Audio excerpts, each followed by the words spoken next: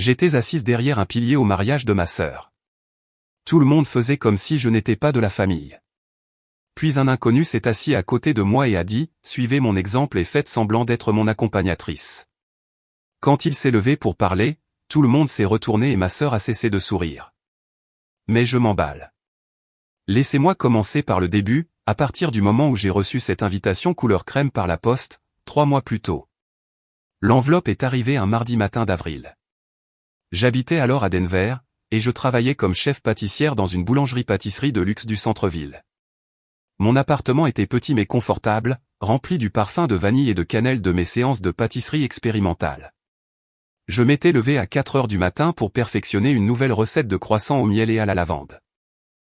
Alors, quand je suis finalement rentré vers 14 heures, j'ai failli rater l'élégante enveloppe coincée entre les factures et les prospectus des épiceries. Victoria allait se marier. Ma sœur aînée, l'enfant chéri, la fille qui ne pouvait jamais mal faire aux yeux de notre mère. L'invitation était formelle, traditionnelle, exactement ce que j'attendais d'elle. Des lettres blanches en relief annonçaient son union avec quelqu'un qui s'appelait Grégory, un nom dont je ne l'avais jamais entendu parler pendant nos appels téléphoniques de plus en plus rares. J'aurais dû être heureuse pour elle. Les sœurs sont censées être heureuses l'une pour l'autre lors des moments importants. Mais en tenant cette invitation, je n'ai pu m'empêcher de penser au dernier dîner de famille auquel nous avions participé ensemble 6 mois plus tôt. Notre mère avait organisé Thanksgiving chez elle, en banlieue. J'avais apporté un cheesecake à la citrouille que j'avais passé 2 jours à perfectionner, avec des couches de fromage à la crème épicée et une croûte de biscuits au gingembre magnifiquement réussie. Victoria avait apporté une tarte achetée en magasin. Elisabeth, tu n'aurais vraiment pas dû te donner autant de mal, avait dit ma mère, jetant à peine un coup d'œil à mon dessert avant de le placer à l'extrémité de la table du buffet. La tarte de Victoria est ravissante, si classique et traditionnelle. C'était toujours comme ça. Victoria pouvait se présenter les mains vides et être louée pour sa seule présence.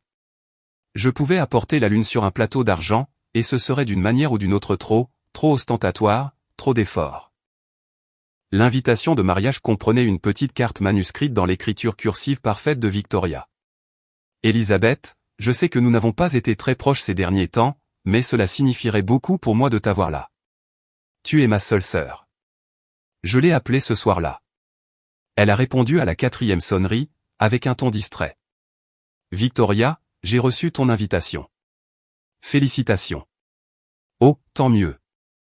J'avais peur qu'elle ne se perde dans le courrier. Tu peux venir? Bien sûr. Je ne manquerai ça pour rien au monde. Parle-moi de Grégory. Comment vous êtes-vous rencontrés?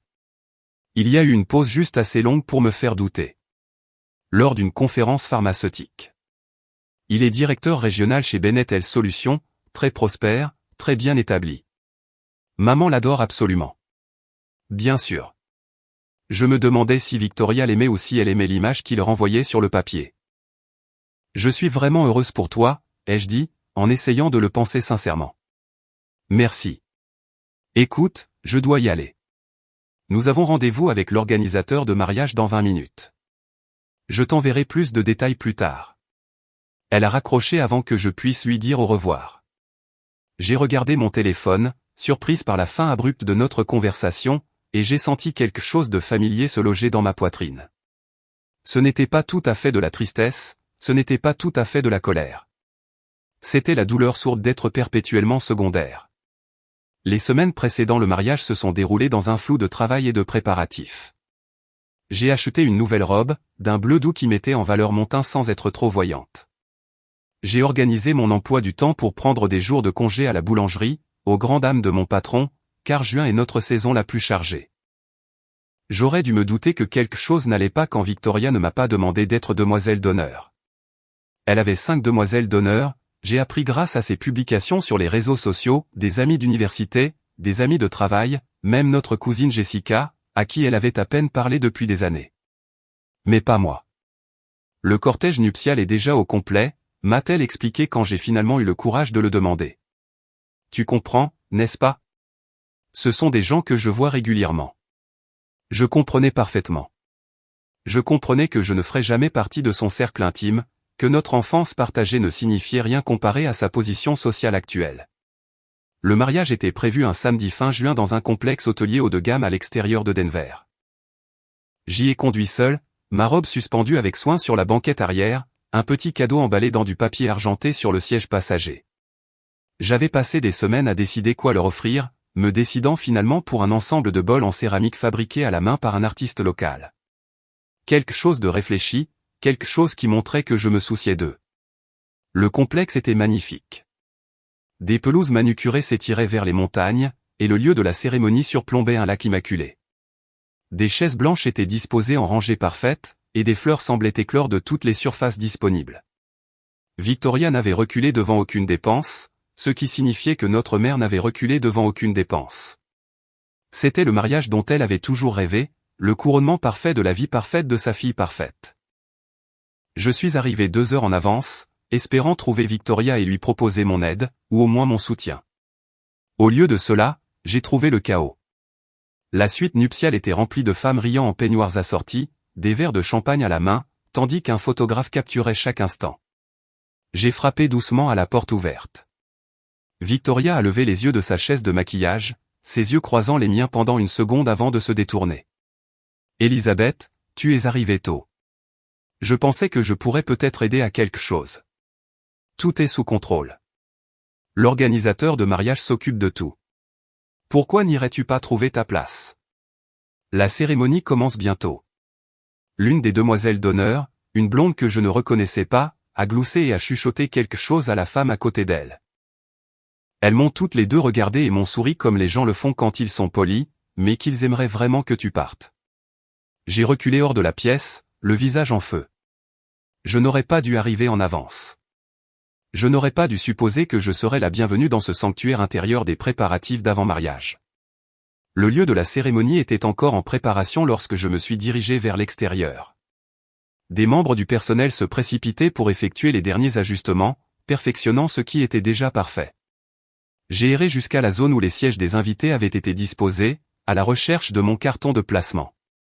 Des rangées et des rangées de chaises s'étiraient devant moi, chaque rangée étant marquée de petits panneaux numérotés. Les premières rangées étaient clairement réservées à la famille immédiate et aux VIP. Je m'attendais à trouver mon nom quelque part dans la 2e ou la 3e rangée, assez près pour montrer que je comptais, assez loin pour reconnaître que je ne faisais pas partie de la vie quotidienne de Victoria. J'ai trouvé mon carton de placement dans la dernière rangée. La toute dernière rangée, partiellement cachée derrière un pilier décoratif qui soutenait la tonnelle de la cérémonie. De ce siège, j'aurais une vue obstruée de la cérémonie, incapable de voir le visage de ma sœur lorsqu'elle prononcerait ses vœux. Je suis resté là, tenant ce petit carton avec mon nom imprimé en élégantes lettres, et quelque chose à l'intérieur de moi s'est brisé. Ce n'était pas un oubli. C'était délibéré. C'était la façon dont Victoria me plaçait exactement là où elle pensait que j'appartenais, hors de vue, hors d'esprit, à peine reconnu. J'aurais pu partir à ce moment-là. J'aurais pu rentrer à Denver, me faire porter malade et passer la journée à soigner ma fierté blessée avec de la glace et de la mauvaise télévision. Mais l'obstination a maintenu mes pieds plantés. J'étais sa sœur, et j'avais été invité, et je serais damné si je lui donnais la satisfaction de mon absence. Les invités ont commencé à arriver vers 16 heures. J'ai observé depuis ma position derrière le pilier les gens trouver leur place, se saluer chaleureusement et prendre des photos devant la toile de fond pittoresque. J'ai reconnu certains visages des réunions de famille, des tantes, des oncles et des cousins que je n'avais pas vus depuis des années. Aucun d'entre eux ne m'a remarqué caché dans mon coin. Notre mère est arrivée 20 minutes avant la cérémonie, resplendissante dans une robe couleur champagne qui coûtait probablement plus cher que mon loyer mensuel. Elle a été escortée au premier rang par un garçon d'honneur, rayonnante et acceptant les félicitations de tous ceux qu'elle croisait. Elle ne s'est pas retournée, n'a pas cherché sa fille cadette dans la foule. Pourquoi l'aurait-elle fait? J'étais exactement là où je devais être, invisible. La cérémonie a commencé à 5 heures pile. La musique a gonflé des haut-parleurs cachés, et le cortège nuptial a défilé dans l'allée centrale. Chaque demoiselle d'honneur était magnifique dans sa robe vert sauge assortie, portant des bouquets de roses blanches et d'eucalyptus. Les garçons d'honneur suivaient dans d'élégants costumes bleu marine. Puis sont venus le porteur d'alliance et la jeune fille aux fleurs, des enfants que je ne reconnaissais pas, probablement de la famille de Grégory. Enfin, Victoria est apparue au bras de notre père. Même depuis ma vue obstruée, je pouvais voir qu'elle était époustouflante. Sa robe était un chef-d'œuvre de dentelle et de soie, son voile traînant derrière elle comme un nuage. Notre père, à qui j'avais à peine parlé depuis le divorce de mes parents 5 ans plus tôt, avait l'air fier et distingué dans son smoking. J'ai tendu le cou autour du pilier, essayant d'avoir une meilleure vue. L'angle était terrible. Je pouvais voir peut-être 40% de la cérémonie réelle, principalement juste l'arrière de la tête des gens et des aperçus occasionnels de l'officiant. C'est alors que j'ai remarqué que je n'étais pas seul dans la dernière rangée. Un homme était assis à 2 chaises de moi, partiellement caché par le même pilier. Il était plus jeune que la plupart des invités, peut-être au début de la trentaine, portant un costume gris anthracite parfaitement taillé. Ses cheveux noirs étaient coiffés avec désinvolture, et il avait le genre de traits nets qui appartiennent à une publicité dans un magazine.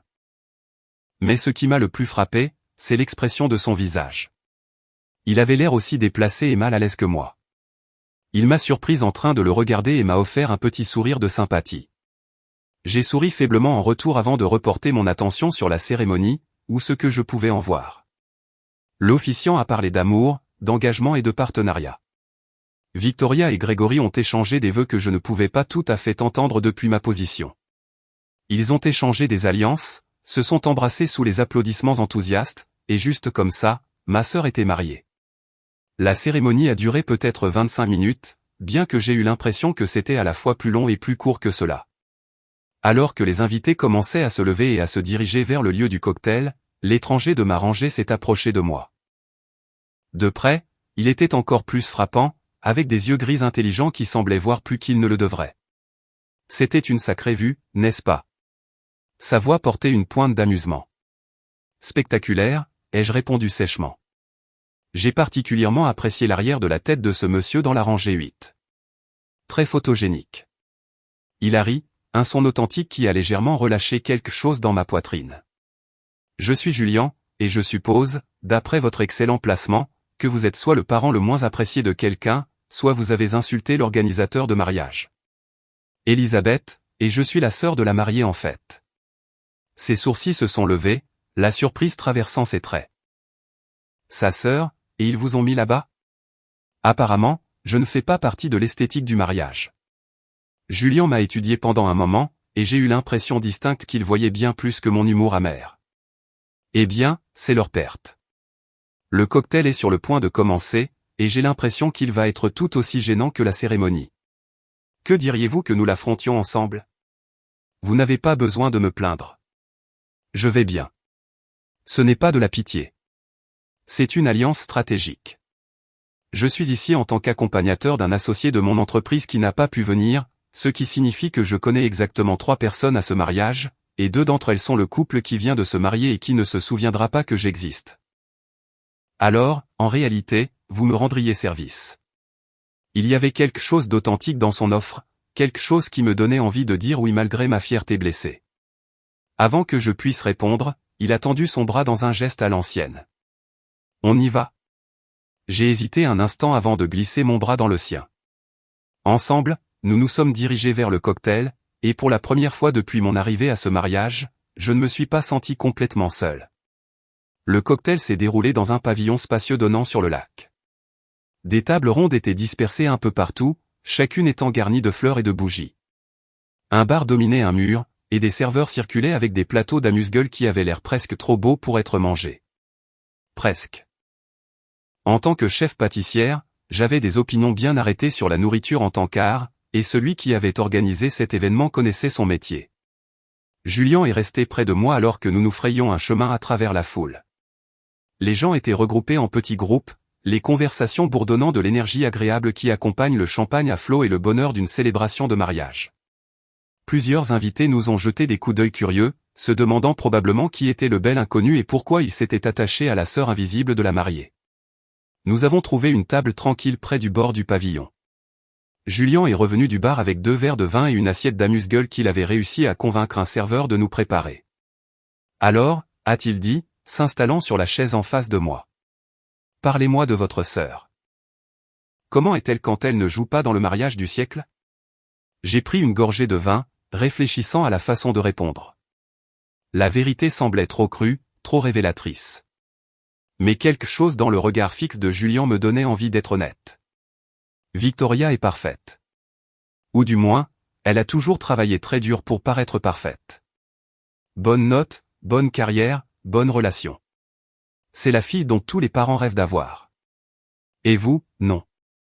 Je suis la fille qui est devenue chef pâtissière au lieu d'un médecin ou d'un avocat, qui vit dans un petit appartement au lieu d'une maison avec un prêt hypothécaire, qui a des rendez-vous occasionnels au lieu de décrocher un directeur pharmaceutique avec d'excellentes perspectives. Je suis la déception, celle qui n'a pas suivi le scénario. Julien a sélectionné un beignet de crabe dans l'assiette et a considéré mes paroles. Être chef pâtissier semble créatif et stimulant. Tout le monde ne peut pas maîtriser cet article. Essayez de dire ça à ma mère.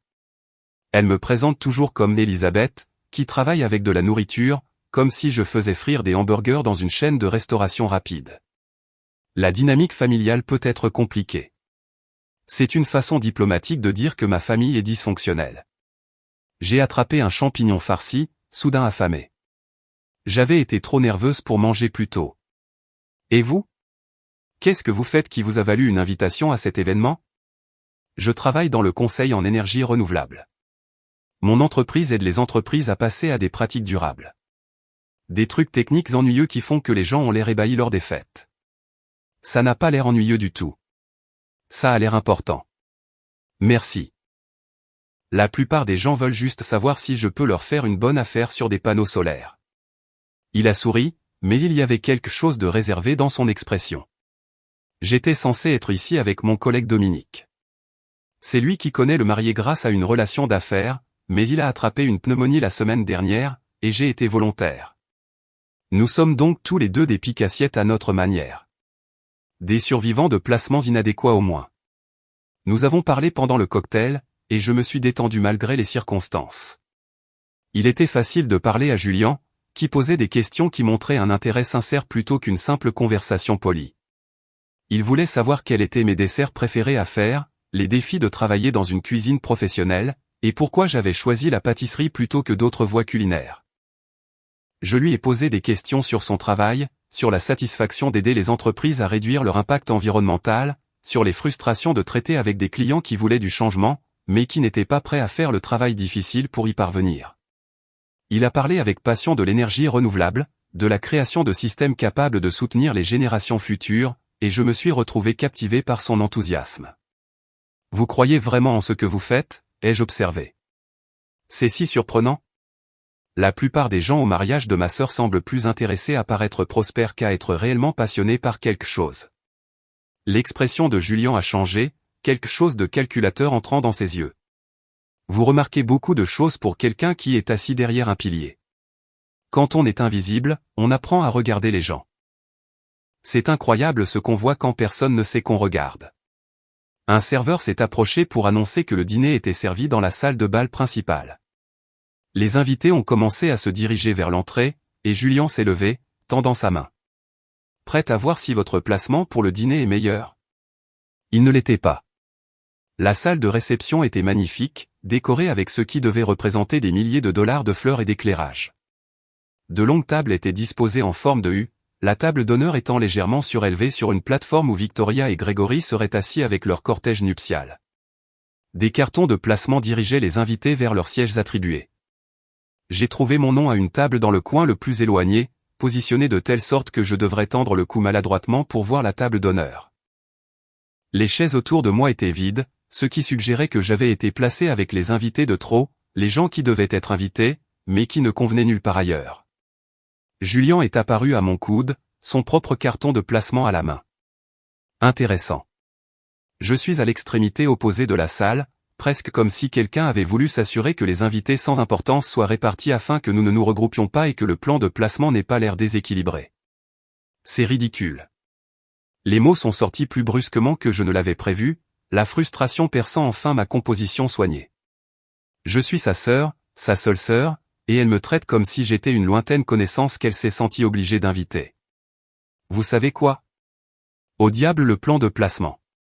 Julien a arraché mon carton de placement de la table et l'a mis dans sa poche avec le sien. Venez. Qu'est-ce que vous faites? J'improvise. Suivez mon exemple et faites semblant d'être mon accompagnatrice. Avant que je puisse protester, il m'a guidé vers une table beaucoup plus proche de la table d'honneur, une table clairement désignée pour les invités importants.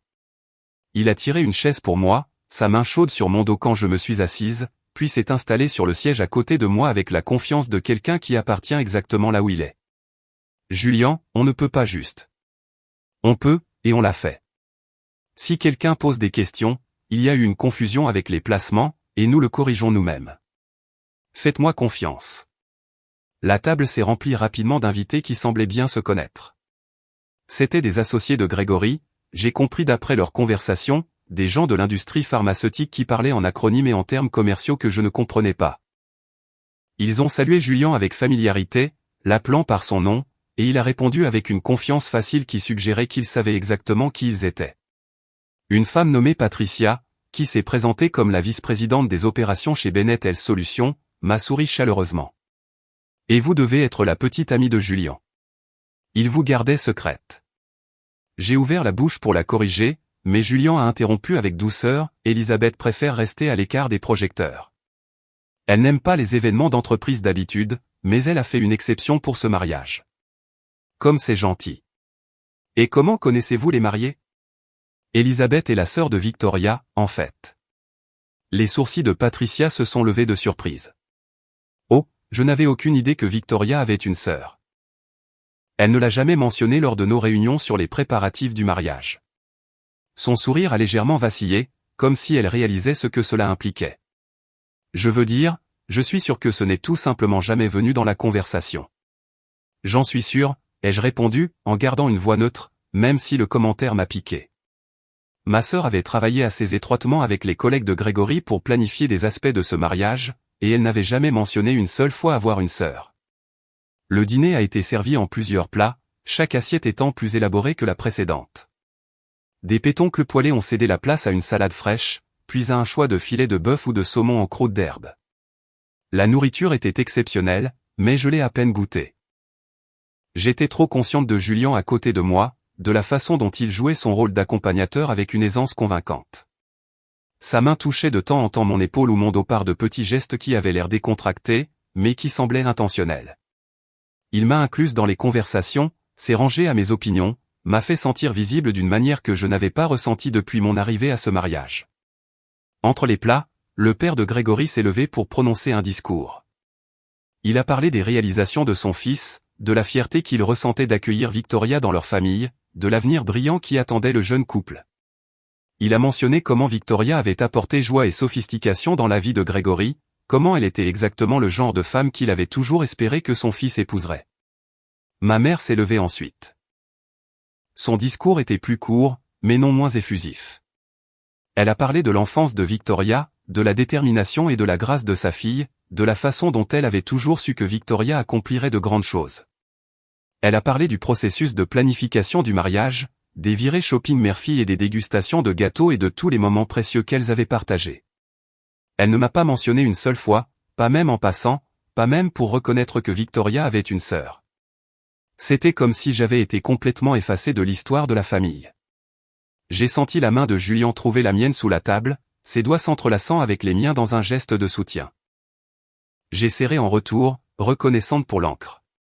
Puis vint le discours du témoin du marié, plein de blagues sur l'époque de célibataire de Grégory et de sentiments sincères sur la découverte du véritable amour. La demoiselle d'honneur a ensuite raconté des anecdotes sur le perfectionnisme de Victoria et sa nature romantique, sur la façon dont elle avait toujours rêvé d'un mariage de conte de fées. J'attendais que quelqu'un me mentionne, reconnaisse mon existence, même de la manière la plus minime. Mais les discours se sont succédés, et mon nom n'est jamais apparu. J'étais le fantôme du festin, présente mais invisible. Le dessert a été servi, une création élaborée à plusieurs étages de chocolat et de framboises qui avait l'air impressionnante mais manquait de la profondeur de saveur qu'elle aurait dû avoir. La ganache était trop sucrée, les couches de gâteau trop sèches. En tant que professionnel, je n'ai pas pu m'empêcher de le critiquer, et Julien a remarqué mon expression. Pas à votre goût? C'est magnifique, mais la beauté ne fait pas tout. L'exécution laisse à désirer. Le chocolat masque la framboise au lieu de la mettre en valeur, et la texture est trop dense. Vous pourriez faire mieux. Dans mon sommeil, les mots sont sortis avec plus d'assurance que je n'en ressentais, mais ils étaient vrais. Je suis peut-être la déception familiale dans tous les autres domaines, mais dans la cuisine, je connais ma valeur. Je vous crois, a simplement dit Julien. Après le dessert, la réception s'est transformée en soirée dansante. Victoria et Grégory ont pris la piste pour leur première danse, tourbillonnant ensemble sous un éclairage parfait pendant qu'un groupe jouait une ballade romantique. Il ressemblait à une photo de magazine, le couple parfait vivant son moment parfait. Mon père s'est invité pour la danse père-fille, et je les ai regardés bouger ensemble, me souvenant des fois où ils me faisaient tournoyer dans notre salon quand j'étais petite, avant le divorce, avant que tout ne s'effondre. Victoria se souvenait-elle de ces moments-là? Pensait-elle parfois à la famille que nous étions? Julien s'est levé et m'a tendu la main. Dansez avec moi. Vous n'êtes pas obligé de jouer le rôle du compagnon attentionné. Je vais bien. Je sais que je n'y suis pas obligé. J'en ai envie. En plus, je suis un piètre danseur et j'ai besoin de quelqu'un à qui marcher sur les pieds qui ne me poursuivra pas en justice. Je l'ai laissé m'emmener sur la piste de danse. Il n'était pas si mauvais du tout. Il était plutôt bon, en fait, menant avec assurance tout en gardant une distance respectueuse.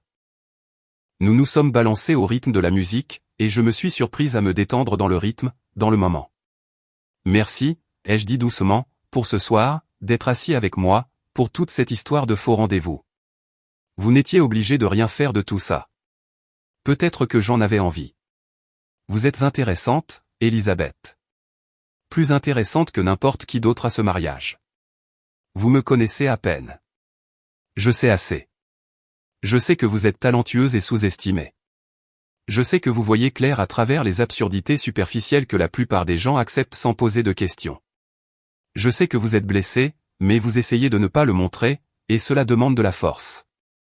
Ces mots ont touché quelque chose de profond en moi, un endroit que je protégeais depuis toute la soirée. Mes yeux brûlaient de larmes non versées, et j'ai cligné rapidement des yeux, refusant de pleurer au mariage de ma sœur. La chanson s'est terminée et a laissé place à quelque chose de plus entraînant. D'autres couples ont rejoint la piste de danse, et Julien nous a guidés vers le bord, à l'écart de la foule. J'ai besoin d'air, ai-je admis. Allons dehors. Nous sommes sortis de la salle de bal sur une terrasse qui donnait sur les jardins. L'air du soir était frais et bienvenu après la chaleur de la réception bondée. Des guirlandes lumineuses scintillaient dans les arbres, créant une atmosphère magique qui semblait en décalage avec le tumulte intérieur. Je n'aurais pas dû venir, ai-je dit, en m'appuyant contre la rambarde de la terrasse. Je savais que ce serait comme ça, mais une partie de moi espérait que ce serait différent. Que peut-être Victoria se souviendrait que nous sommes sœurs. Qu'elle veuille peut-être que je sois ici pour de vrai et pas seulement pour cocher une case sur sa liste d'obligations. Julien se tenait à côté de moi, son épaule touchant la mienne. La famille peut être la relation la plus compliquée que nous ayons. Nous sommes liés à eux par le sang, mais cela ne garantit pas l'amour, le respect ou même une considération élémentaire. On dirait que vous parlez d'expérience. Mon père et moi ne nous sommes pas parlé depuis 3 ans. Il avait des plans très précis pour ma vie, et quand j'ai choisi une voie différente, il a clairement indiqué que je n'étais plus le fils qu'il voulait. Alors oui, je comprends ce que ça fait d'être la déception. Je me suis tourné pour le regarder, voyant de nouvelles nuances dans son expression. Je suis désolé. Cela a dû être douloureux. Ça l'a été. Ça l'est. Mais j'en ai tiré une leçon importante. Les personnes qui sont censées nous aimer inconditionnellement sont quand même des personnes avec leurs propres limitations, leurs préjugés et leurs échecs. Parfois, la famille que nous choisissons compte plus que la famille dans laquelle nous sommes nés. C'est ce que c'est ce soir? Vous choisissez d'être gentil avec une étrangère. Peut-être que ça a commencé comme ça. Mais vous n'êtes plus une étrangère, Elisabeth. Et ce n'est pas seulement de la gentillesse. Il y avait quelque chose dans sa voix, quelque chose qui faisait battre mon cœur plus vite. Avant que je puisse répondre, les portes de la terrasse se sont ouvertes et un groupe d'invités s'est répandu à l'extérieur, riant et parlant. Le moment s'est brisé et Julien a reculé légèrement. Nous devrions probablement rentrer à l'intérieur. Je crois qu'ils vont bientôt couper le gâteau. La cérémonie de découpe du gâteau était tout ce à quoi je m'attendais. Plus de photos, plus de discours, plus de moments parfaits soigneusement chorégraphiés pour un impact maximal. Victoria a donné à Grégory une petite bouchée avec une délicate précision, et il lui a rendu l'appareil avec autant de soin. Pas de gâteau écrasé sur les visages, rien d'indigne, un contrôle parfait, comme toujours. Alors que les serveurs distribuaient des parts de gâteau de mariage, j'ai remarqué que ma mère se frayait un chemin à travers la foule, s'arrêtant pour bavarder avec divers invités. Elle était dans son élément, se prélassant dans la gloire reflétée du mariage réussi de sa fille. Lorsque son regard s'est finalement posé sur moi, la surprise a traversé ses traits, suivie rapidement d'une désapprobation. Elle s'est approchée de notre table à pas mesurés, son sourire se crispant à mesure qu'elle se rapprochait. « Elisabeth, je ne m'attendais pas à te voir assise ici. » Cette table était réservée aux associés de Grégory. « Il y a eu une erreur d'attribution des places », a dit Julien avec douceur avant que je puisse répondre. « Je suis Julien, l'un des consultants en énergie renouvelable de Grégory. Elisabeth et moi sommes ici ensemble. » Le regard de ma mère a balayé Julien, admirant son costume coûteux et son comportement confiant. Je pouvais l'avoir recalculé, réévaluer ma présence en fonction du calibre de mon compagnon. Je vois. Eh bien, c'est un plaisir de vous rencontrer, Julien. Je suis Eleanor, la mère de Victoria. Elle a souligné les mots comme pour me rappeler ma place dans la hiérarchie. Je ne savais pas qu'Elisabeth voyait quelqu'un. Nous avons gardé les choses discrètes, a répondu Julien, sa main trouvant la mienne sur la table. Elisabeth est très discrète sur sa vie personnelle. Oui, elle l'est. Le sourire d'Eleanor n'atteignait pas ses yeux. Elisabeth, ma chère, j'espère que tu apprécies le mariage. Victoria a travaillé si dur pour que tout soit parfait. C'est magnifique, ai-je dit, forçant les mots à sortir. Elle doit être très heureuse. Elle l'est. Grégory est exactement le genre d'homme que j'ai toujours espéré qu'elle épouserait. Réussi, établi, issu d'une bonne famille. C'est tout ce qu'une mère pourrait souhaiter pour sa fille. La comparaison tacite planait dans l'air entre nous. Contrairement à toi, qui travaille dans une boulangerie, qui vit seul et qui n'a rien à montrer de ta vie. La prise de Julien sur ma main s'est légèrement resserrée, une preuve silencieuse de soutien. Elisabeth était justement en train de me parler de son travail de chef pâtissière. Cela semble incroyablement exigeant. Tout le monde n'a pas le talent ou la discipline nécessaire pour réussir dans ce domaine. L'expression d'Eleanor a trahi de l'agacement d'avoir vu sa critique implicite dévier. Oui. Eh bien, nous avons tous nos propres chemins. Je devrais retourner auprès des autres invités. Essaie de t'amuser, Elisabeth. Elle s'est éloignée, laissant derrière elle une traînée de parfums coûteux et de déception maternelle. C'était désagréable, à observer Julien une fois qu'elle était hors de portée. C'était ma mère un bonjour. Vous devriez la voir quand elle essaie vraiment de faire passer un message. Je commence à comprendre pourquoi vous étiez assise derrière ce pilier. La soirée s'est éternisée. Le groupe a joué. Les gens ont dansé. Les boissons ont coulé à flot. Victoria et Grégory ont fait leur tournée, remerciant les invités de leur présence et acceptant les félicitations. Je les ai regardés travailler la salle avec une efficacité rodée, remarquant comment ils passaient plus de temps avec certains invités qu'avec d'autres, comment ils maintenaient soigneusement la hiérarchie de l'importance. Ils ont fini par atteindre notre table, Grégory en tête avec un sourire de politicien. De près, j'ai pu voir qu'il était beau d'une manière conventionnelle, avec le genre de trait qui rendait bien en photo mais manquait de caractère. Sa poignée de main était ferme mais superficielle lorsque Julien s'est présenté. Puis les yeux de Victoria se sont posés sur moi, et quelque chose de complexe a traversé son visage. De la surprise, certainement. De la gêne, peut-être. Elle avait probablement oublié que j'étais même là, caché dans mon coin assigné où je ne pouvais pas interférer avec son jour parfait. « Elisabeth, tu es ravissante », a-t-elle dit, sa voix empreinte de cette politesse prudente que les gens utilisent avec les connaissances dont ils ne se souviennent pas très bien. « Merci. Le mariage est magnifique, Victoria. Félicitations. Je suis si contente que tu aies pu venir, et je vois que tu as rencontré certains des collègues de Grégory. » Son regard a glissé sur Julien avec curiosité.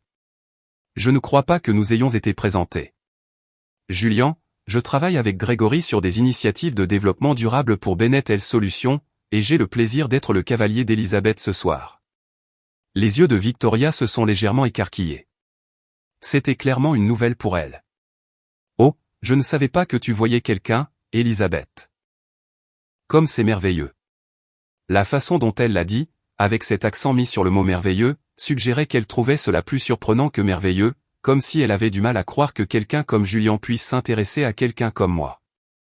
Nous sortons ensemble depuis quelques mois, a poursuivi Julien, son bras glissant autour de ma taille dans un geste qui semblait naturel et possessif. Elisabeth est remarquable. Je me considère chanceux qu'elle tolère mes tendances de bourreau de travail. Comme c'est gentil, a dit Victoria, bien que son sourire se soit légèrement figé. Eh bien, nous devrions continuer à faire notre tournée. Tant de gens à remercier. Mais rattrapons le temps perdu bientôt, Elisabeth. J'ai l'impression que nous n'avons pas vraiment parlé depuis des lustres. Ils sont passés à autre chose et j'ai relâché une respiration que je ne savais pas que je retenais. C'était surréaliste. Elle semblait surprise de vous voir heureuse. Victoria n'a pas l'habitude que j'ai quelque chose qu'elle pourrait considérer comme précieux, y compris un beau cavalier qui impressionne sa nouvelle belle famille. Alors, vous pensez que je suis beau? Les yeux de Julien pétillaient d'amusement. Ne vous montez pas la tête. Vous êtes objectivement attirant. Ce n'est pas une observation personnelle. Bien sûr que non. Purement objectif. Vers 22 heures, l'organisateur du mariage a annoncé que les mariés partiraient bientôt. Les invités ont été invités à s'aligner à l'extérieur avec des cierges magiques pour le départ. J'ai hésité à sauter cette partie, mais Julien m'a convaincu de participer. Vous êtes allé si loin? Autant aller jusqu'au bout. Nous nous sommes mis en rang pendant que les cierges magiques étaient distribués, et lorsque Victoria et Grégory sont sortis de la salle, nous avons brandi nos lumières scintillantes avec tous les autres. Ils ont couru à travers le couloir de lumière, riant et faisant signe de la main avant de monter dans une voiture de luxe qui les emmènerait à leur suite nuptiale à l'hôtel. Alors que la voiture s'éloignait, les feux arrière disparaissant dans la nuit, j'ai ressenti un étrange sentiment de finalité.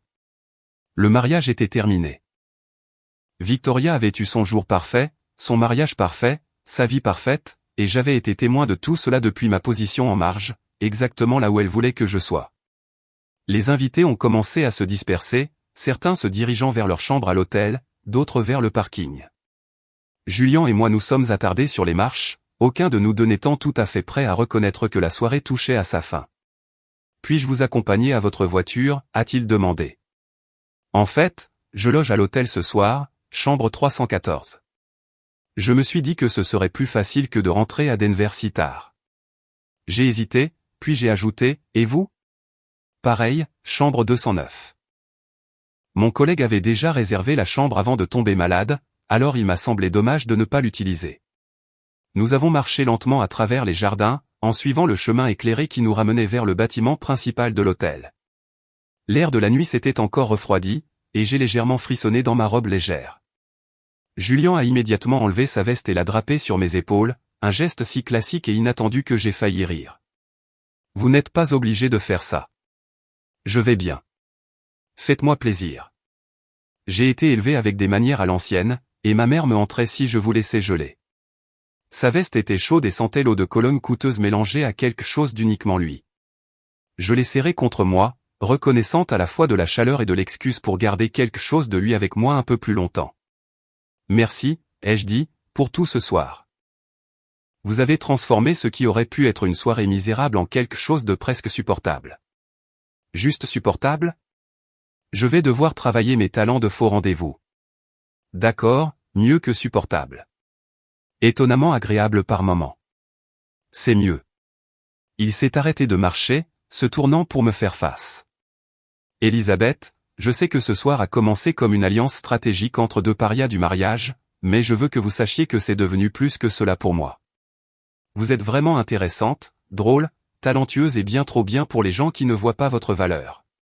Ces mots ont enveloppé quelque chose de fragile en moi, quelque chose que je protégeais depuis trop longtemps.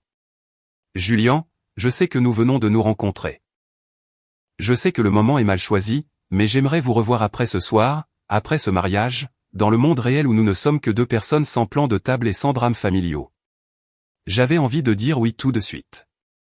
Chaque instinct me disait que cet homme était différent, que cette connexion était réelle malgré les circonstances inhabituelles. Mais le doute s'est insinué, la voix qui ressemblait étrangement à celle de ma mère me rappelant que les hommes comme Julien ne sortaient pas avec des femmes comme moi, que ce n'était probablement qu'un geste de gentillesse étendu à travers une soirée et rien de plus. Tu n'as pas besoin de dire ça juste parce que tu as eu pitié de moi ce soir. Je n'ai pas pitié. Je le dis parce que j'ai passé la soirée avec quelqu'un que j'ai vraiment apprécié. Et je veux plus de soirées comme ça. Parce que tu me fais rire et réfléchir et me sentir moins seul dans les pièces bondées. Parce que quand je te regarde, je vois quelqu'un qui vaut la peine d'être mieux connu. Il s'arrêta, la vulnérabilité traversant ses traits. Mais si tu n'es pas intéressé, je comprends. Je ne veux pas forcer. Je suis intéressé, ai-je admis, les mots se précipitant avant que je puisse les remettre en question. Je ne veux juste pas me faire de faux espoirs sur quelque chose qui pourrait disparaître à la lumière du matin. Alors assurons-nous que ça ne disparaisse pas. Prends le petit déjeuner avec moi demain. L'hôtel a un restaurant convenable et nous pouvons parler sans smoking ni stress lié au mariage. Qu'est-ce que tu en dis? Le petit déjeuner, ça me va. Son sourire était sincère et soulagé. 9 heures, je t'attendrai dans le hall. Nous avions atteint l'entrée de l'hôtel. Le hall au-delà était calme, la plupart des clients étant déjà rentrés dans leur chambre. C'était le moment où la soirée prendrait officiellement fin, où nous nous séparerions, et où je serais seul avec le poids de tout ce que j'avais vu et enduré. Julien semblait également réticent à partir. Il se tenait prêt, sa main tenant toujours la mienne, ses yeux scrutant mon visage comme s'il essayait de le mémoriser. Bonne nuit, Elisabeth. Je suis content d'avoir gâché le mariage de ta sœur. Je suis contente que tu l'aies fait aussi. Bonne nuit, Julien. Il se pencha lentement, me laissant le temps de reculer si je le voulais. Je ne le voulais pas. Ses lèvres rencontrèrent les miennes dans un baiser doux et interrogateur et en quelque sorte exactement juste. Cela ne dura qu'un instant avant qu'il ne se retire, son pouce effleurant ma joue. Puis il s'éloigna vers les ascenseurs, et j'étais seul dans le hall, portant sa veste et touchant mes lèvres et me demandant ce qui venait de se passer. Je me suis dirigé vers ma chambre dans un état second. L'espace était agréable, décoré dans des tons neutres avec une vue sur les jardins. J'ai accroché soigneusement la veste de Julien dans le placard, je me suis changé en pyjama et je me suis effondré sur le lit. Mon téléphone a vibré avec un texto de Victoria. Merci d'être venu ce soir. Ça comptait beaucoup de t'avoir là. J'ai regardé le message pendant un long moment. Ça comptait beaucoup. Vraiment? Est-ce pour cela qu'elle m'avait relégué à la pire place de la maison? Pourquoi elle n'avait jamais mentionné avoir une sœur? Pourquoi elle avait eu l'air surprise de me trouver à une table convenable pendant la réception? J'ai tapé et supprimé plusieurs réponses avant de me résoudre à quelque chose de neutre. Félicitations encore. Le mariage était magnifique. Elle a répondu immédiatement. On devrait absolument se retrouver quand je serai de retour de lune de miel. Je veux tout savoir sur ton nouveau petit ami. Il a l'air d'avoir beaucoup de succès. Bien sûr, c'est ce qu'elle avait retenu de la soirée. Pas que j'étais là pour la soutenir. Pas que nous ayons à peine parlé de toute la nuit, mais que je sois apparu avec un rencard impressionnant. C'était la seule chose qui me rendait visible pour elle. Je n'ai pas répondu. Au lieu de cela, j'ai posé mon téléphone et j'ai regardé le plafond, traitant le coup de fouet émotionnel de toute la journée. J'étais venu à ce mariage en m'attendant à me sentir comme une étrangère, et j'avais eu raison de la pire des manières. Mais j'avais aussi rencontré Julien, j'avais eu ces heures où je me suis senti vu et valorisé. Et maintenant, j'avais le petit déjeuner à attendre avec impatience demain matin. Le sommeil vint lentement, mon esprit rejoignant des moments de la soirée. Le sourire parfait de Victoria, les commentaires désobligeants de ma mère, la main de Julien dans la mienne, les feux de Bengale illuminant le ciel nocturne. Demain, je retournerai à Denver, à mon appartement, à mon travail et à ma vie normale. Mais quelque chose avait changé ce soir, une compréhension fondamentale de ma place dans ma famille et de ma propre valeur. Je me suis réveillé vers 8 heures le lendemain matin avec la lumière du soleil qui filtrait à travers les rideaux. Pendant un instant, je ne me souvenais plus où j'étais. Puis la veille est revenue en force, apportant avec elle un mélange d'émotions que je n'étais pas tout à fait prête à affronter. J'ai pris une douche et je me suis habillé soigneusement avec des vêtements décontractés que j'avais emballés, essayant d'avoir l'air joliment sans effort sans donner l'impression que j'essayais trop. L'ironie ne m'échappait pas. Après avoir passé tout un mariage à être invisible, j'étais maintenant inquiète de faire bonne impression sur un homme que je venais de rencontrer.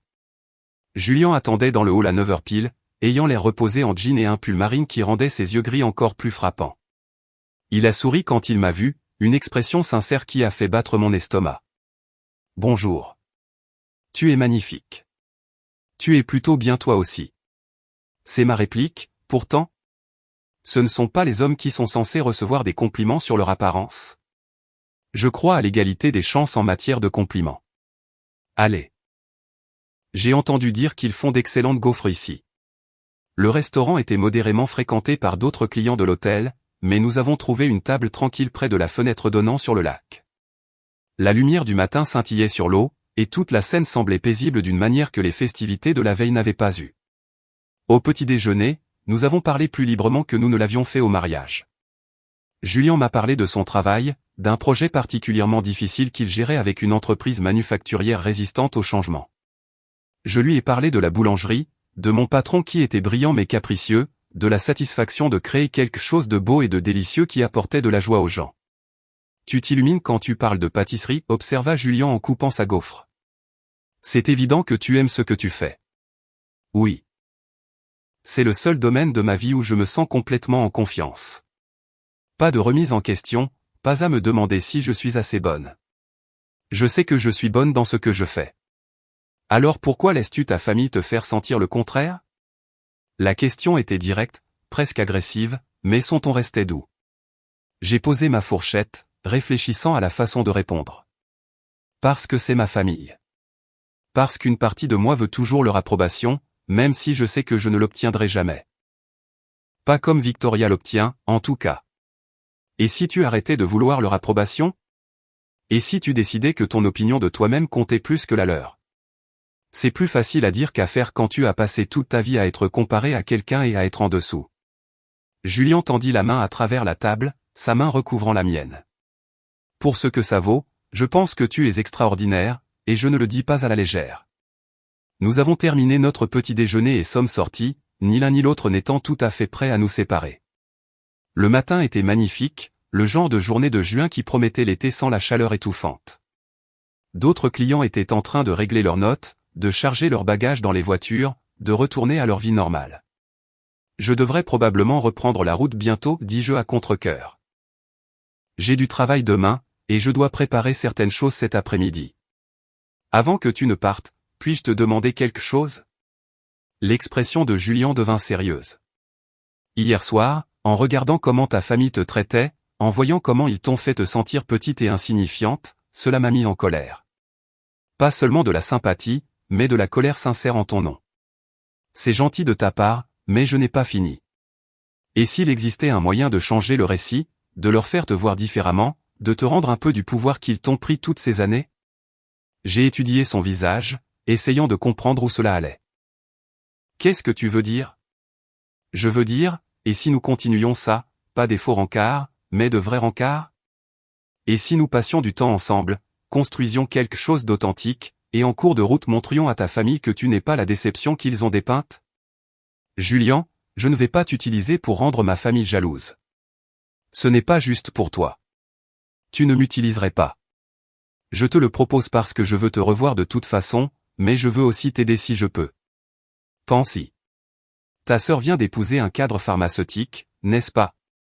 Eh bien, il se trouve que je suis quelqu'un dont l'entreprise de son nouveau mari a besoin. Quelqu'un qui pourrait rendre les choses très intéressantes pour eux.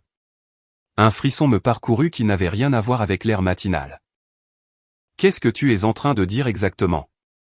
L'expression de Julien changea, devenant plus calculatrice que je ne l'avais vue auparavant. Je dis que l'entreprise de Grégory, Bennett Health Solutions, étant pour parler avec ma firme au sujet d'une refonte majeure en matière de durabilité.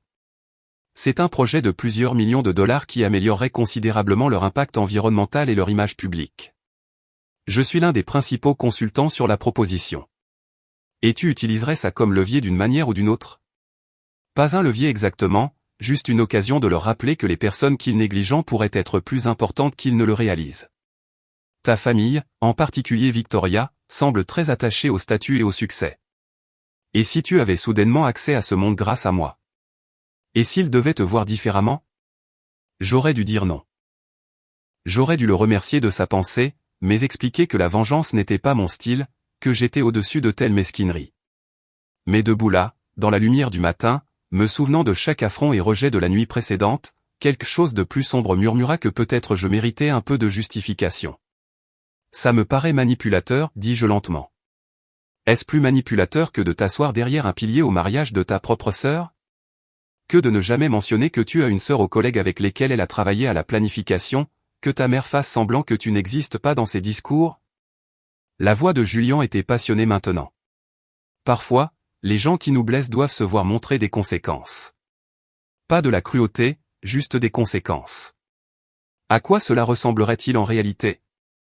Je ne vais pas saboter les affaires ou la carrière de qui que ce soit. Je ne suis pas cette personne. Rien de tel. Je parle de visibilité, de m'assurer que tu es présente et reconnue lors des futurs événements familiaux, de ce que ta sœur et ta mère réalisent que te rejeter signifie potentiellement nuire aux relations qui comptent pour la carrière de Grégory. Que tu obtiennes enfin le respect que tu mérites, même si cela part d'un endroit d'obligation plutôt que d'affection sincère. C'était une logique tordue, et je le savais.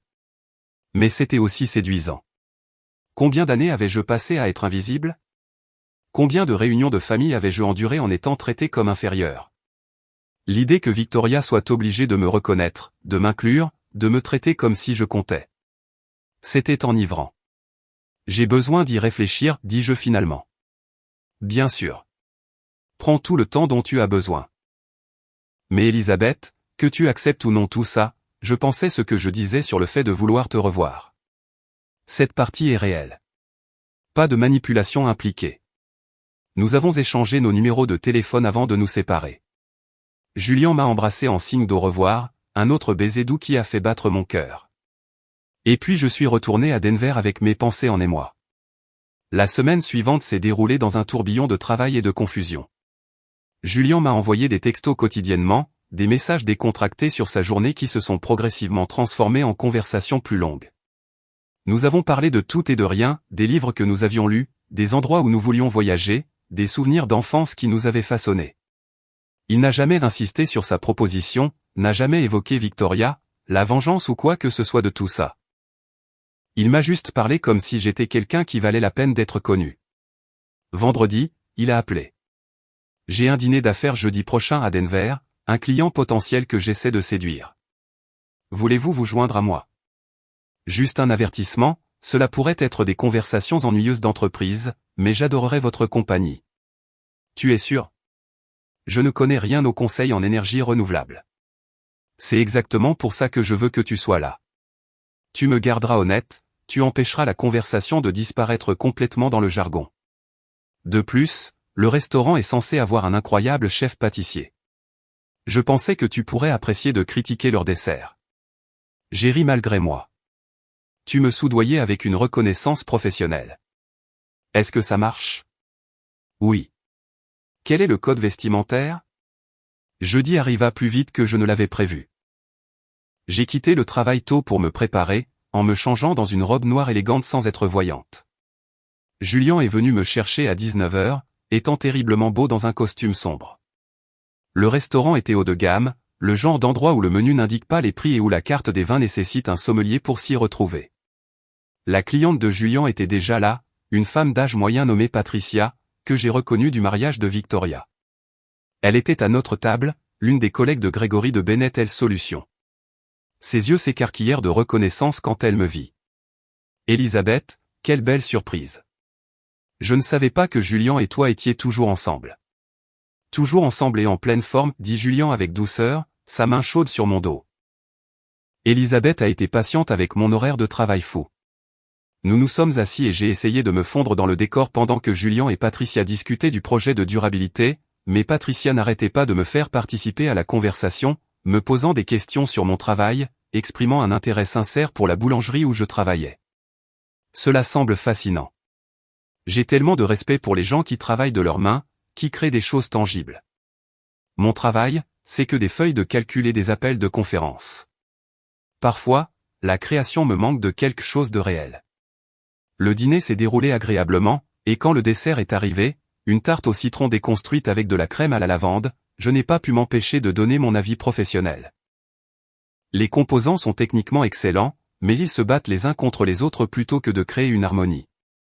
La lavande est trop forte, elle submerge le citron au lieu de le mettre en valeur. Patricia s'est penchée en avant avec intérêt. Pourriez-vous arranger ça? Si vous faisiez ce dessert, qu'est-ce que vous changeriez? Je me suis retrouvé à expliquer l'équilibre des saveurs, l'importance de laisser chaque élément briller sans dominer. Julien me regardait avec une sorte de fierté, et Patricia écoutait attentivement, posant des questions de suivi qui montraient qu'elle était vraiment intéressée. Vous savez, nous prévoyons un grand événement d'entreprise en août, a déclaré Patricia lorsque le café a été servi. Une célébration pour la réussite de notre projet de développement durable, en supposant que l'équipe de Julien livre tout ce qu'elle a promis, bien sûr. Elle lui a souri. Nous ne nous sommes pas encore décidés pour un traiteur. Votre boulangerie serait-elle intéressée à s'occuper des desserts? J'ai cligné des yeux, prise au dépourvu. Nous sommes une petite entreprise. Je ne suis pas sûr que nous ayons la capacité d'organiser un grand événement d'entreprise. Laissez-moi reformuler. Seriez-vous personnellement intéressé à créer des desserts pour l'événement? Nous pourrions nous adapter à votre emploi du temps, et je suis autorisé à offrir une rémunération très compétitive. Julien m'a serré la main sous la table, une marque silencieuse de soutien. Le travail d'Elisabeth est exceptionnel. Vous auriez de la chance de la voir. Je devrais en parler à mon patron, m'assurer que cela n'entrerait pas en conflit avec les engagements de la boulangerie, mais oui, je serais intéressé à en discuter davantage. Patricia a souri chaleureusement. Excellent. Mon assistant vous contactera la semaine prochaine avec les détails. Et Julien, excellent choix de petite amie. Elle est charmante. Après le dîner, Julien m'a ramené chez moi. J'étais silencieuse, en train de digérer ce qui venait de se passer. Devant mon immeuble, il s'est garé et s'est tourné vers moi. C'était une sacrée soirée, a-t-il dit. Avez-vous planifié ça? La conversation sur les desserts, Patricia qui m'offre ce poste? Je n'ai rien planifié. J'ai dit à Patricia que nous dînions avec elle, et j'ai mentionné que vous étiez chef pâtissier. Le reste était de son intérêt sincère et de votre talent qui parlaient d'eux-mêmes. Mais vous saviez qu'elle pourrait m'offrir quelque chose. J'espérais qu'elle pourrait voir ce que je vois, que vous êtes incroyablement doué dans ce que vous faites et que vous méritez des occasions de mettre en valeur ce talent. Est-ce si mal? J'ai étudié son visage dans la faible lumière du lampadaire. Je n'arrive pas à savoir si vous essayez sincèrement de m'aider, ou si tout cela fait partie d'un complot de vengeance élaboré. Ça ne peut pas être les deux? Je me soucie de vous, Elisabeth. C'est réel. Mais je pense aussi que les gens qui vous ont dénigré devraient être forcés de reconnaître votre valeur. Pas par le sabotage ou la cruauté, juste par la réalité. En leur faisant reconnaître votre talent et votre valeur parce que cela affecte des choses qui leur tiennent à cœur. C'est compliqué. Les meilleures choses le sont souvent. Il s'est penché, glissant une mèche de cheveux derrière mon oreille. Pour ce que ça vaut, je suis en train de tomber amoureux de vous. Cela complique les choses aussi, mais je ne le regrette pas. Mon souffle s'est coupé. Julien, vous n'êtes pas obligé de dire quoi que ce soit. Je voulais juste que vous sachiez où j'en suis. Maintenant, rentrez avant que je ne fasse quelque chose d'impulsif comme vous embrasser à pleine bouche devant votre immeuble. Je suis sorti de la voiture, mais je me suis penché par la fenêtre. Je suis en train de tomber amoureuse de vous aussi, juste pour que vous le sachiez. Son sourire aurait pu illuminer toute la ville. Bien. Cela rend ce qui va arriver plus facile. Ce qui va arriver? Patience. Vous verrez. La semaine suivante, l'assistante de Patricia a appelé avec les détails de l'événement d'entreprise. Il aurait lieu à la mi-août, pour célébrer l'achèvement de la transition de Bennett Health Solutions vers des pratiques durables. Ils voulaient un buffet de dessert élaboré pour 200 invités, et ils offraient 3 fois mon tarif habituel. J'en ai discuté avec mon patron, qui était ravi à la perspective de la visibilité et de l'argent. Nous avons conclu un accord où j'utiliserai la cuisine de la boulangerie pendant les heures creuses, et la boulangerie serait créditée en tant que partenaire tandis que je recevrai la majeure partie du paiement. Julien et moi avons pris un rythme au cours des semaines suivantes, dîner, film, longues conversations qui s'étiraient tard dans la nuit. Il était facile d'être avec lui, il me faisait rire et me mettait au défi de penser différemment aux choses. L'attraction physique était indéniable, mais ce qui m'a surprise, c'est à quel point j'aimais simplement être avec lui. Nous n'avons pas beaucoup parlé de Victoria ou de ma famille pendant ces semaines. C'était comme si nous avions créé une bulle où ce drame n'existait pas, où je pouvais simplement être moi-même sans le poids des attentes familiales. Puis, 6 semaines après le mariage, Victoria a appelé. Elisabeth, salut. Désolé de ne pas avoir été en contact depuis la lune de miel. Les choses ont été folles avec l'installation dans la vie de couple. Pas de soucis. Comment s'est passé le voyage? Incroyable. Les Maldives étaient tout ce que nous espérions. Écoute, je voulais savoir si tu étais libre pour déjeuner ce samedi. J'ai l'impression que nous ne nous sommes pas vraiment parlé depuis une éternité, et je veux qu'on se rattrape correctement. J'ai failli dire non par habitude, mais j'ai pensé aux paroles de Julien sur la visibilité et le respect. Bien sûr, je peux déjeuner. Où pensais-tu aller? Nous nous sommes rencontrés dans un bistrot chic près de sa nouvelle maison, le genre d'endroit où Victoria se sent à l'aise. Elle avait l'air bronzée et détendue, l'image du bonheur conjugal. Nous avons commandé des salades et avons bavardé sur la lune de miel, sur son nouveau quartier, sur le travail de Grégory. Alors, dit-elle finalement, parle-moi de Julien. Vous sembliez assez proches au mariage, mais tu n'as jamais mentionné que tu voyais quelqu'un. C'est relativement récent. Nous nous sommes rencontrés il y a quelques mois par des relations professionnelles. Il a l'air très prospère. Les collègues de Grégory ont tous été impressionnés par lui. Apparemment, son entreprise gère un projet massif pour Bennett Health. Voilà. La vraie raison de ce déjeuner. Pas de lien sororal, mais la pêche aux informations sur quelqu'un qui comptait pour la carrière de son mari. Julien est très bon dans ce qu'il fait, dis-je d'un ton neutre. Je suis juste surprise que tu ne l'aies jamais mentionné avant. Je veux dire, je t'ai tout raconté sur Grégory quand nous avons commencé à sortir ensemble. L'avait-elle fait, cependant? Je me souvenais d'appels téléphoniques guindés où elle avait mentionné avoir un petit ami, mais avait fourni peu de détails, mais souligné cela ne ferait que créer des conflits, et j'étais curieuse de voir où cette conversation allait mener. J'ai tendance à garder ma vie personnelle privée. Eh bien, je suis contente que tu sois heureuse. Et j'ai entendu dire que tu faisais les desserts pour l'événement Bennett Health en août. C'est merveilleux. Grégory a mentionné que Patricia était très impressionnée par toi. C'est une bonne opportunité. Victoria remua sa salade distraitement. Écoute, je voulais m'excuser si les choses étaient bizarres au mariage. Je sais que le plan de table n'était pas idéal, et je me sens mal que nous n'ayons pas eu beaucoup de temps pour parler.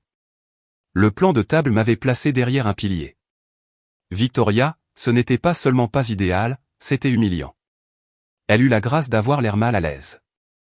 C'était l'erreur de l'organisatrice de mariage. Elle n'a pas compris la dynamique familiale, et au moment où j'ai vu la configuration, il était trop tard pour changer les choses sans provoquer le chaos. Tu aurais pu mentionner que tu avais une sœur au collègue de Grégory, à qui que ce soit. Mais tu ne l'as pas fait. Ce n'est pas juste. Bien sûr que les gens savent que j'ai une sœur. Patricia ne le savait pas. Elle a été surprise au mariage quand Julien l'a mentionné. Elle a dit que tu ne l'avais jamais évoqué pendant toutes tes réunions de planification. Le visage de Victoria a rougi. Je ne parle pas de ma vie personnelle au travail. Ça ne veut pas dire que je te cache. N'est-ce pas le cas, pourtant? À quand remonte la dernière fois que tu m'as invité à quoi que ce soit? À quand remonte la dernière fois que tu as appelé juste pour parler? Pas parce que tu avais besoin de quelque chose ou que tu avais une obligation? Elisabeth, tu es dramatique. Nous sommes sœurs. Bien sûr que nous avons une relation. Est-ce le cas? Parce que de là où je suis assise, nous avons un lien biologique et pas grand-chose d'autre. Tu me traites comme une réflexion après coup, comme quelqu'un que tu dois inclure par devoir, mais que tu préférerais oublier. Victoria posa sa fourchette, son calme se fissurant légèrement. C'est vraiment ce que tu penses? Que je ne me soucie pas de toi. Je pense que tu te soucies de moi comme tu te soucies de cousins éloignés. Présente aux événements majeurs, mais pas vraiment partie de ta vie. Et honnêtement, je l'ai accepté. Ce qui me dérange, c'est la prétention. Ne m'invite pas à déjeuner et n'agis pas comme si nous étions proches alors que nous savons toutes les deux que ce n'est pas le cas. Très bien. Tu veux de l'honnêteté? Je vais te donner de l'honnêteté. Tu as fait des choix qui ont embarrassé notre mère. Tu as choisi une voie professionnelle dont elle ne pouvait pas se vanter auprès de ses amis. Tu as refusé de te conformer aux attentes avec lesquelles nous avons grandi, et oui, cela a créé une distance entre nous. Je suis désolé si cela blesse tes sentiments, mais c'est la vérité. Ces mots confirmaient ce que j'avais toujours soupçonné, mais jamais entendu prononcer à voix haute. Je n'étais pas la déception parce que j'avais échoué. J'étais la déception parce que j'avais refusé de concourir selon leurs conditions. Merci d'être enfin honnête, dis-je tranquillement. Mais voici de l'honnêteté en retour, je ne suis pas embarrassé par mes choix. J'aime ce que je fais, et je suis bonne dans ce domaine. Si ce n'est pas suffisant pour toi ou pour maman, c'est votre problème, pas le mien. Et j'en ai fini de m'excuser d'être moi-même. Je me suis levé, plaçant suffisamment d'argent sur la table pour couvrir mon repas. Merci pour le déjeuner, Victoria, et félicitations encore pour ton mariage. J'espère qu'il t'apportera tout ce que tu recherches. Je suis parti avant qu'elle ne puisse répondre, mes mains tremblant alors que je marchais vers ma voiture. La conversation avait été brutale mais nécessaire. Quelque chose à l'intérieur de moi avait changé.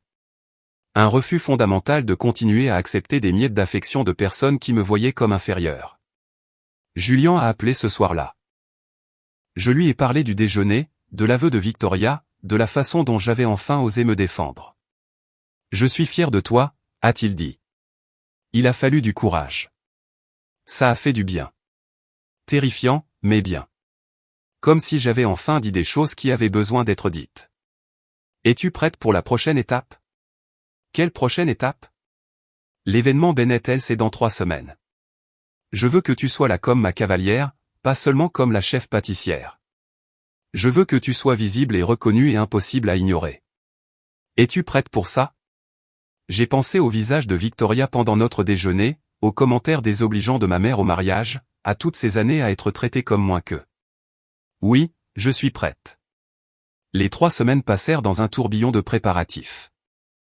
J'ai travaillé de manière obsessionnelle sur le menu des desserts, créant d'élégantes portions individuelles qui seraient à la fois belles et délicieuses, des tartelettes au chocolat et à la framboise avec des feuilles d'or, des panna cotta au citron avec des fleurs comestibles, des miniatures opéra avec des couches parfaites, des macarons au miel et à la lavande qui fondaient sur la langue.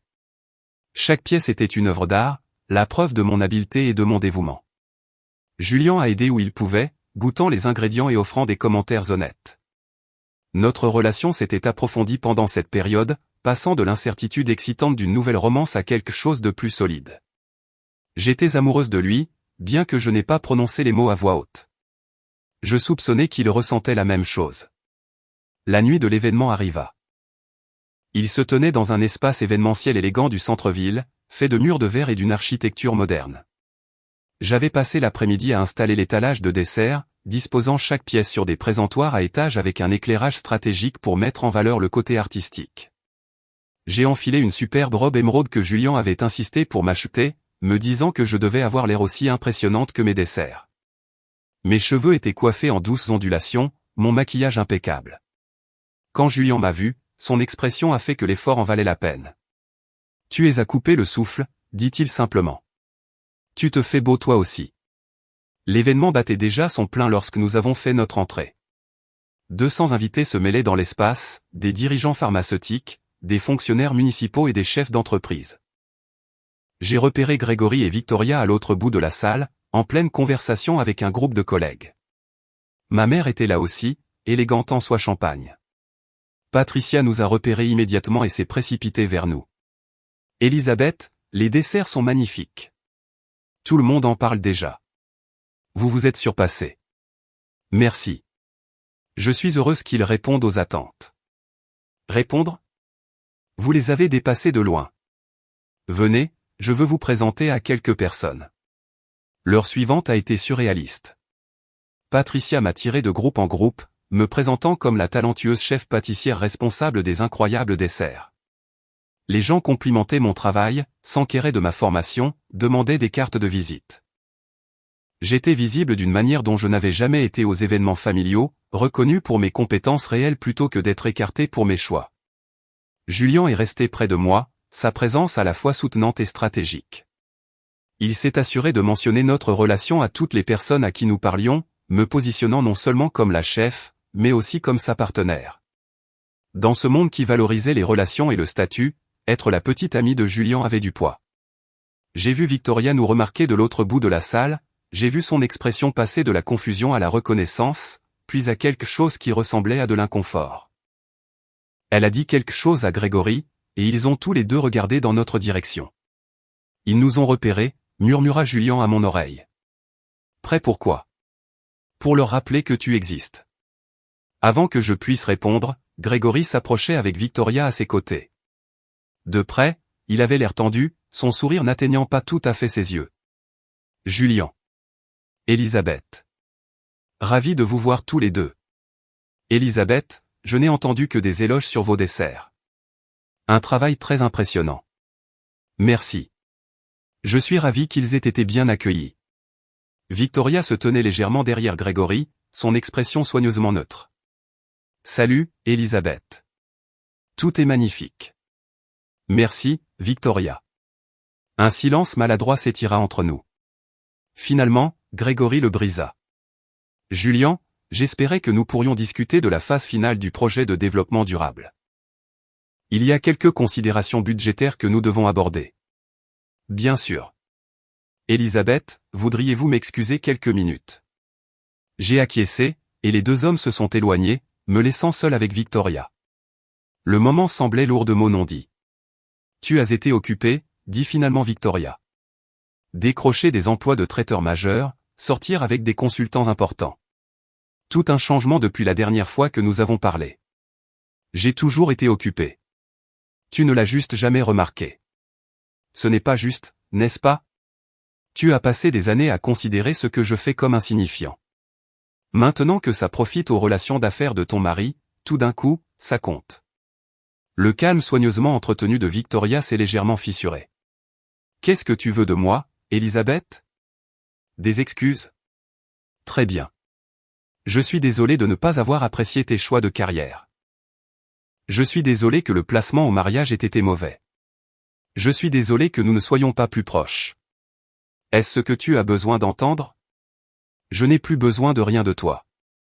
C'est ce que tu ne comprends pas. Je ne suis pas la petite sœur qui mendie des miettes d'approbation. J'ai construit une vie dont je suis fier avec des gens qui me valorisent pour ce que je suis réellement. Des gens comme Julien, tu veux dire? Grégory dit qu'il est très influent dans son domaine. Très utile à connaître. L'implication a fait mal même si je m'y attendais. Tu penses que je l'utilise, ou qu'il m'utilise? C'est la seule façon dont tu peux comprendre ça, n'est-ce pas? Comme une transaction. Je dis juste que c'est pratique. Tu te présentes à mon mariage seul et invisible, et maintenant, tout d'un coup, tu sors avec quelqu'un dont l'entreprise de Grégory dépend et tu te fais embaucher pour des événements majeurs. C'est toute une transformation. Avant que je puisse répondre, Julien est revenu avec Grégory. Les deux hommes avaient l'air tendus, et je me suis demandé ce qui avait été discuté lors de leur brève conversation. Victoria, nous devrions nous mêler aux autres invités, a dit Grégory, son ton ne souffrant aucune contestation.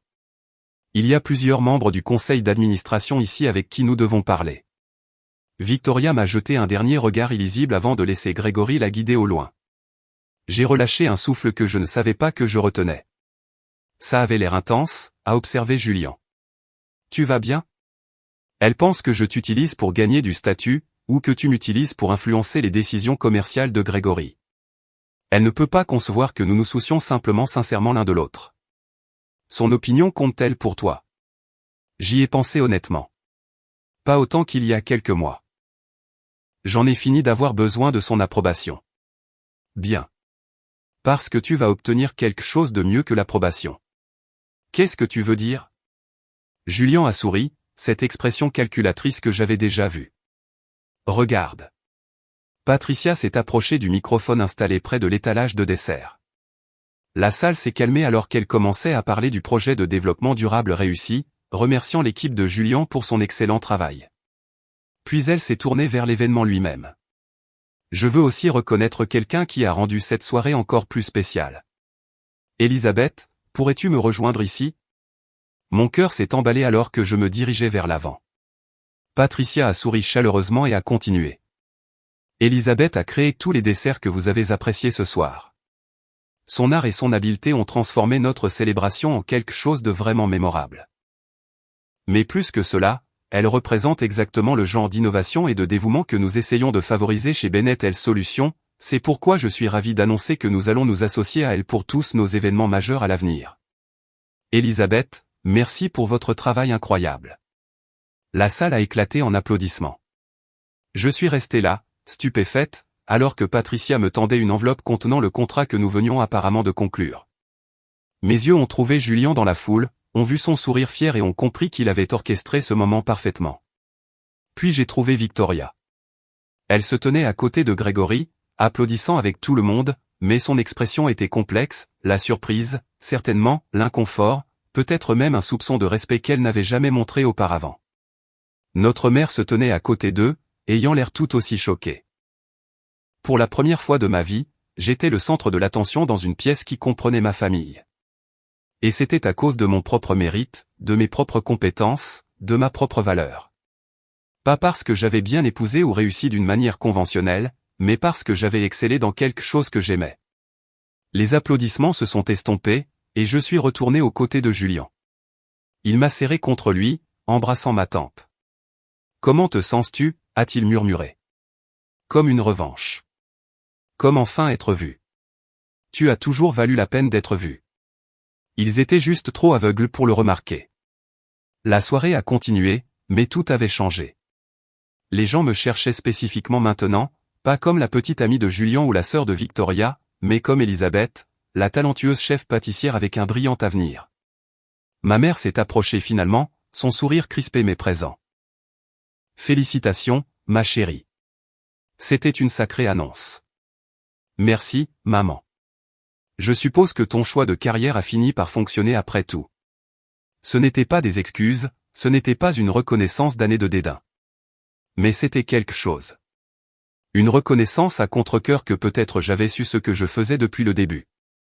Dans les mois qui ont suivi, tout a changé. Le partenariat Bennett-Ells a conduit à d'autres opportunités, à d'autres événements de haut niveau qui ont mis en valeur mon travail. Julien et moi avons emménagé ensemble, notre relation s'approfondissant pour devenir quelque chose de permanent et de réel. Nous avons parlé de l'avenir, du mariage et des enfants, et de la construction d'une vie qui honore nos ambitions. Victoria et moi avons atteint une détente prudente. Nous n'étions pas proches, probablement ne le serions jamais, mais il y avait un respect mutuel maintenant. Elle avait appris que me mépriser avait des conséquences, que j'avais une valeur au-delà de sa définition étroite du succès.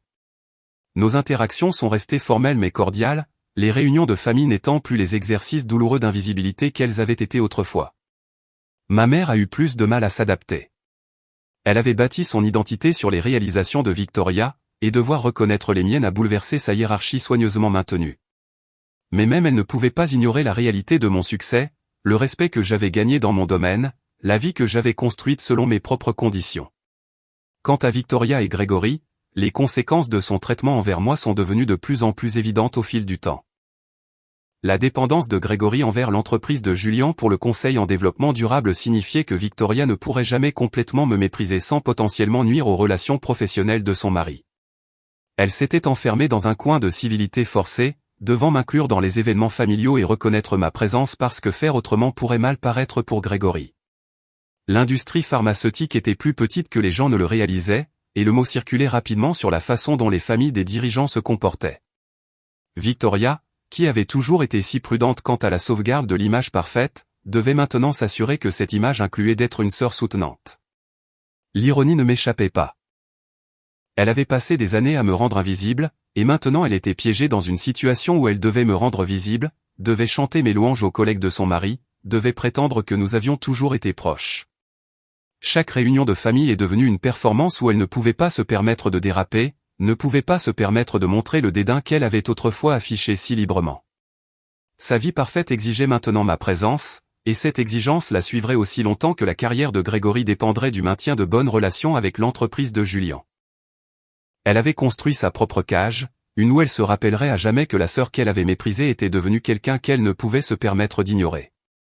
En repensant à ce jour de mariage, à être assise derrière ce pilier, me sentant invisible et sans valeur, je pouvais à peine reconnaître la personne que j'avais été.